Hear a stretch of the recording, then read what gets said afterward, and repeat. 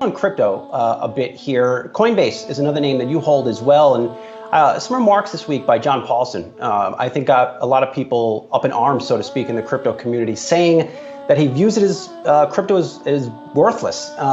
What do investors like that who criticize crypto, what don't they understand? John Paulson he made an incredible call during the mortgage crisis. He has been a gold bug, I would say, for most of his career. And many investors who have spent their careers focused on gold cannot understand the digital concept associated with gold.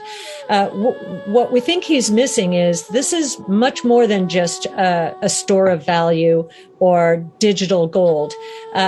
Bitcoin in particular is a new global monetary system. It's a rules-based monetary policy, which is completely decentralized and therefore is not subject to the whims of policymakers. In fact, it's a hedge against the whims of policymakers, especially in emerging markets. And as far as other crypto currencies, Ether being the biggest, we're seeing the DeFi movement, decentralized finance. Again, Chairman Gensler is going to take a close look at it, which I think will be good. Let's just get the regulators on board, because at the end of the day, what we think decentralized finance is doing is taking the friction out of a lot of financial services and taking a lot of the middlemen out of financial services.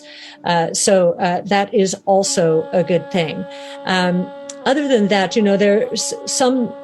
I don't know how closely John Paulson and some of the other naysayers have looked at it, but I know there have been conversions. Ray Dalio has been a conversion, Stanley Druckenmiller, and these are very thoughtful investors who at one point thought Bitcoin was a Ponzi scheme, and in some cases, and have been converted. And I think one of the reasons they have been converted is when you think about what blockchain technology is doing, it is putting into place via the internet the payments ecosystem that was not put in place in the early days of the internet because it was never conceived with commerce in mind.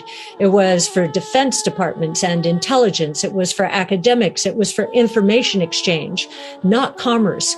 When you fill in the picture with blockchain technology, all you're doing is saying, yes, there's a more efficient way of doing commerce. We just didn't know commerce was going to be a part of the internet in the 80s and early 90s. Now, a lot of the crypto bulls, Kathy, they'll say that regulation is good for crypto. Are you in that camp? I think KYC, AML, so know your customer, anti-money laundering is good for the ecosystem. I do believe that is true. I think what's confusing from a regulatory point of view is the different definitions of crypto depending on the regulator. So the SEC, in terms of Bitcoin, has described it as not a security. The IRS says it's property. The CFTC says it's more like a commodity.